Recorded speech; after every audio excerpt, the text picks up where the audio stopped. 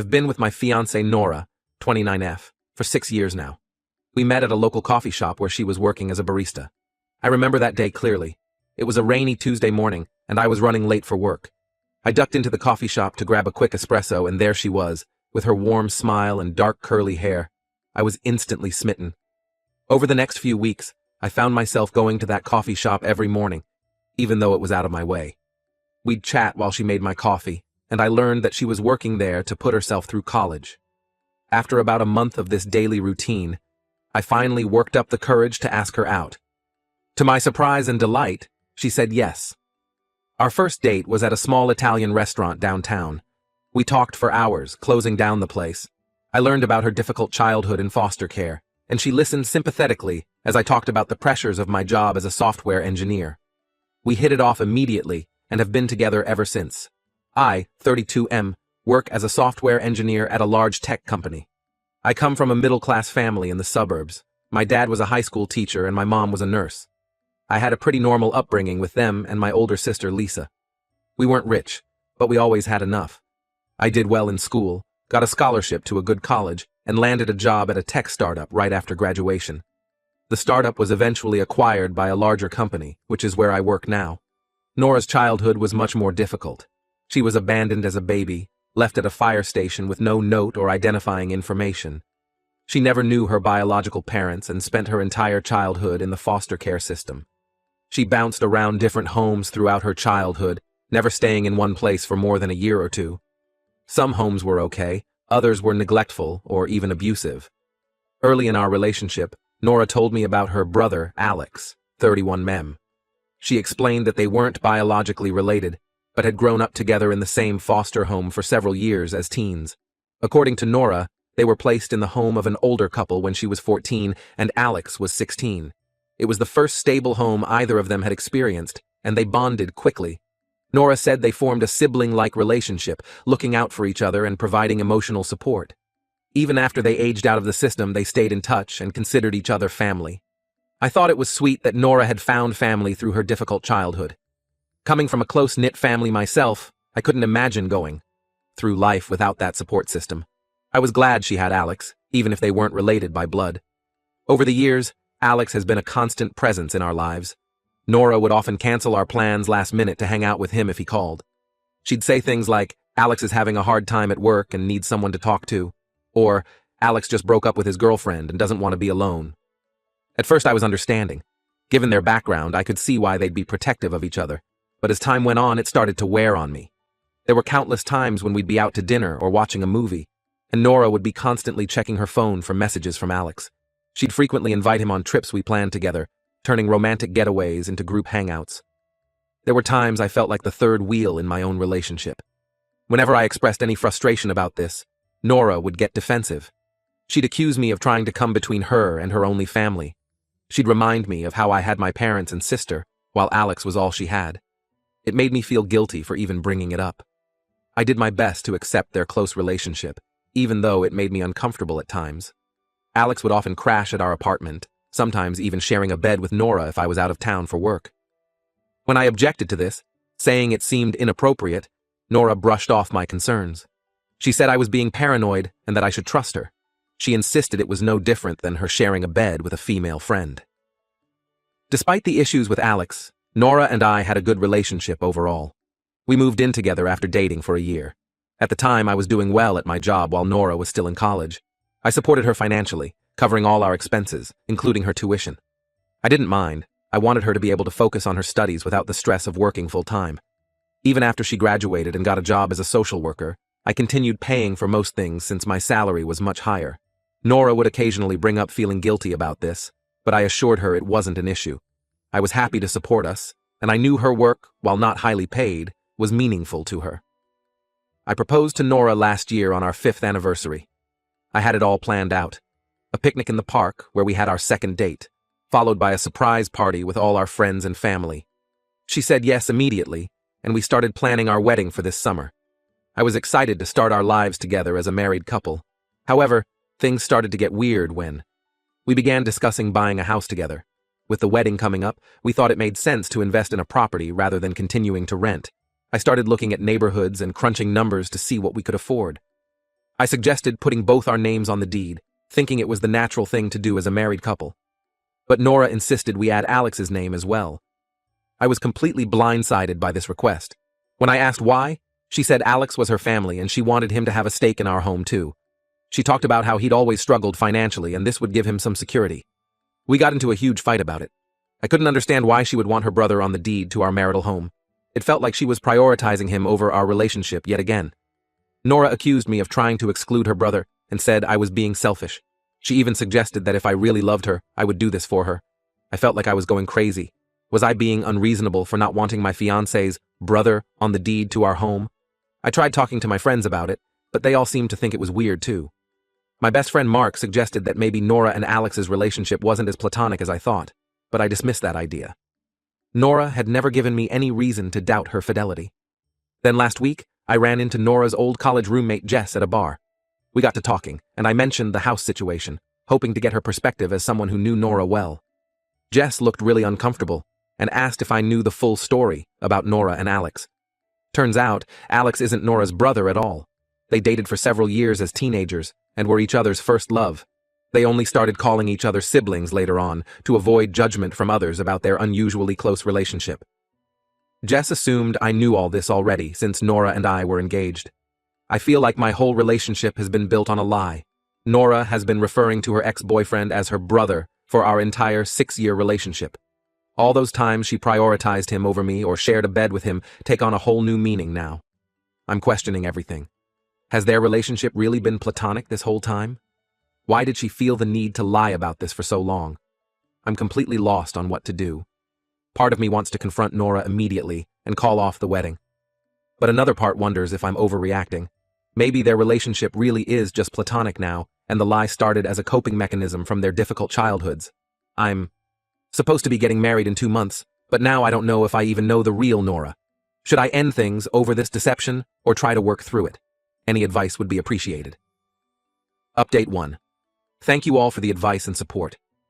After reading through the comments, I realized I needed to confront Nora about the situation before making any decisions. I sat Nora down last night and told her what Jess had revealed to me.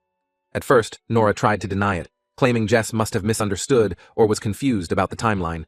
But when I pressed her on the details, she finally broke down and admitted the truth. Nora and Alex had indeed dated from ages 15-19. They met in the foster home I mentioned earlier, but their relationship was romantic from the start, not sibling-like as Nora had claimed. They bonded over their shared experiences in foster care and quickly became inseparable.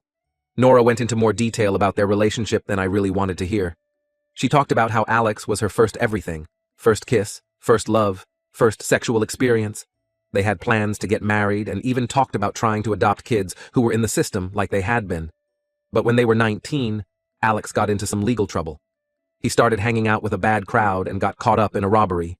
He was sentenced to 2 years in juvenile detention. Nora was devastated but tried to stand by him.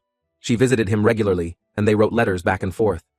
However, as time went on, Nora started to realize that she wanted more out of life. She enrolled in community college and began to see a future for herself beyond just being Alex's girlfriend. When Alex got out, things were different between them. They tried to make it work for a few months, but eventually broke up. Nora said the breakup was incredibly difficult for both of them. They had been each other's entire world for so long. They struggled with losing the only stable relationship they'd ever had. So they decided to rebrand themselves as siblings to maintain their close bond without the romantic complications. I asked Nora why she never told me the truth in our 6 years together. She claimed she was afraid I wouldn't understand and would try to limit her relationship with Alex. She said she had seen how uncomfortable I was with their closeness even when I thought they were siblings, and she was afraid of losing Alex completely if I knew the truth. She swore that things between them have been purely platonic since their breakup over a decade ago. She said they realized they were better as friends and that their romantic relationship had been more about clinging to familiarity than genuine compatibility.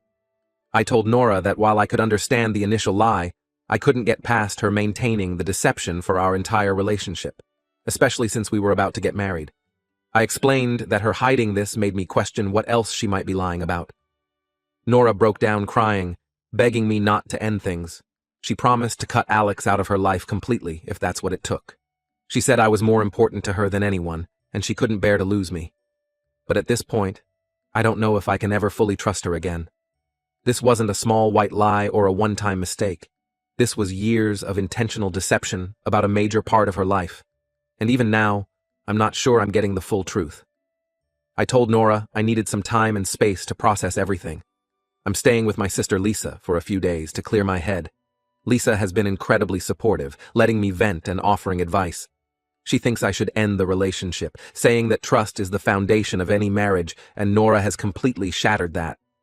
Nora has been calling and texting nonstop since I left. At first, it was all apologies and promises to do better. But as the days have gone on, her messages have taken on a more accusatory tone.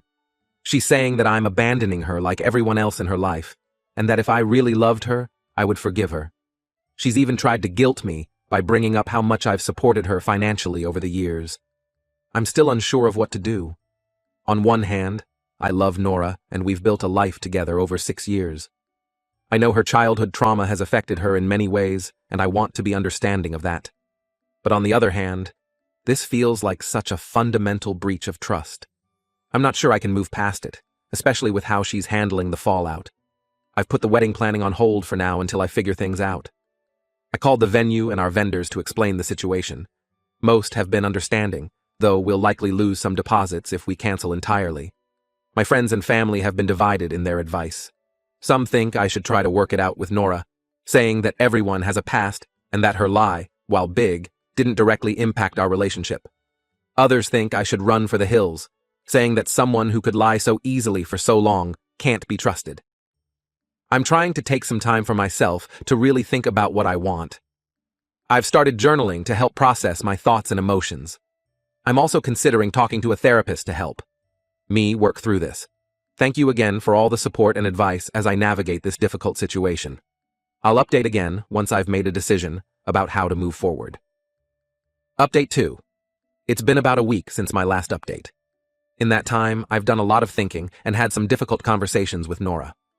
After a few days apart, I agreed to meet with Nora to discuss our relationship. We met at a neutral location, a park near my sister's house. I wanted to be somewhere public to keep things calm, but also somewhere we could talk privately. I explained to Nora that while I understood her difficult past, I couldn't get past the years of deception. The fact that she was willing to lie to me about something so significant for our entire relationship made me question everything. Nora continued to insist that her relationship with Alex was now purely platonic. However, as we talked more details came out that she hadn't initially shared. She admitted that she and Alex had slept together a few times over the years when they were both single, including once shortly before she and I started dating. This revelation was like a punch to the gut. It was bad enough that she had lied about their past relationship, but to know that it had continued in some form up until right before we got together was too much. It made me wonder if there had been more recent incidents she wasn't admitting to. I told Nora that I no longer felt I could trust her. The foundation of our relationship had been built on lies, and I didn't see how we could come back from that. I officially called off our engagement and told her I wanted to end our relationship. Nora didn't take it well. She alternated between hysterical crying and angry accusations. She claimed I was punishing her for her past and throwing away our future over a mistake. She brought up all the ways she had supported me over the years, conveniently forgetting how much I had supported her financially. She even threatened to hurt herself if I left her. I stood firm in my decision, but I was worried about Nora's mental state. I reached out to her closest friend to check on her and make sure she wasn't alone. I also suggested that Nora might benefit from talking to a therapist to work through her issues. Over the next few days, Nora's behavior became increasingly erratic. She showed up at my workplace, causing a scene in the lobby. Security had to escort her out. She left countless voicemails ranging from tearful apologies to vicious insults. She even contacted my family members on social media to plead her case. I've had to block Nora on everything and am considering a restraining order if her behavior doesn't stop. This whole situation has been emotionally exhausting, but I know I've made the right decision for myself. I'm working on untangling our shared finances and living situation. Thankfully, we never went through with buying the house together. I'm going to be moving out of our apartment next week and starting fresh. My company has been understanding and is allowing me to work remotely for a few weeks while I get settled. I've been leaning heavily on my friends and family for support during this time. My sister Lisa has been especially helpful, offering me a place to stay and a sympathetic ear. My parents, while shocked by the situation, have been supportive of my decision. This experience has made me realize how much I let my own needs and feelings take a back seat in my relationship with Nora. I was so focused on supporting her and understanding her past trauma that I ignored red flags and my own discomfort. It's a pattern I need to be aware of going forward. Thank you all again for your support through this difficult time. While I'm heartbroken, I know this is ultimately for the best. I'm looking forward to moving on and eventually finding a relationship built on honesty and mutual respect. Update 3. It's been about a month since my last update. I wanted to provide one final update on the situation for closure.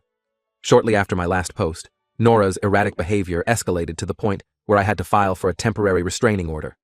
She had shown up at my new apartment, I'm not sure how she got the address, and tried to force her way in. She was yelling and pounding on the door, causing a disturbance. Thankfully, my neighbor called the police, and she was removed from the property. The day after the restraining order was granted, I received a call from Alex of all people. He apologized for his role in the deception and admitted that he and Nora had rekindled their romantic relationship almost immediately after our breakup. Apparently, Nora had been staying with him and had told him a very different version of events. She had painted me as controlling and abusive, claiming I had thrown her out with nowhere to go. Alex said he felt guilty about the whole situation and wanted to come clean. He revealed that he and Nora had never truly stopped their physical relationship, even during our time together. They would meet up whenever I was out of town for work, using the guise of their sibling relationship as cover. I thanked Alex for his honesty, but told him I wanted nothing more to do with either of them. The revelation that Nora had not only lied throughout our relationship, but had also been actively cheating on me was the final nail in the coffin. I've since blocked his number as well. In the weeks that followed, I focused on healing and moving forward. I've been staying busy with work and have taken up running as a way to clear my head. I've also been spending more time with friends and family, rebuilding the connections I had neglected during my relationship with Nora. I'm slowly starting to feel like myself again. The anger and betrayal I felt initially have faded into a sort of dull sadness. While I'm not ready to date yet, I'm hopeful that I'll eventually be able to trust someone again. For now, I'm focusing on my career and my own personal growth. I've moved into a new apartment in a different part of the city. It's a fresh start, away from the memories of my life with Nora. I'm enjoying the process of making this space my own, without having to consider anyone else's preferences or needs. Financially, it's been a bit of an adjustment going back to a single-income household. I've had to tighten my budget a bit, but it's manageable. If anything, it's been eye-opening to realize how much I was spending to support Nora over the years. The wedding cancellation was a headache to deal with, but it's finally all sorted out. We lost some deposits, but it was worth it to avoid making a huge mistake. My family has been incredibly supportive throughout this process, helping me notify guests and deal with vendors. As for Nora, I haven't heard from her since the restraining order was put in place. Part of me hopes she's getting the help she needs, but mostly I'm just relieved to have her out of my life. The experience has taught me a lot about the importance of honesty in relationships and trusting my instincts when something feels off. Looking back, there were so many red flags that I chose to ignore or explain away. It's a harsh lesson, but one I needed to learn. In the future, I'll be more cautious about fully trusting someone, but I'm trying not to let this experience make me overly cynical. This experience has taught me a lot about myself and what I want in a partner. I know now that I value honesty and transparency above all else. I also realize that I need someone who can stand on their own 2 feet, not someone who relies on me completely. Thank you all again for your support throughout this ordeal. Your advice and kind words have been a lifeline during this difficult time. I won't be providing any further updates, as I'm ready to close this chapter of my life and move forward. Here's to new beginnings, and hopefully, someday, finding a relationship built on trust and mutual respect.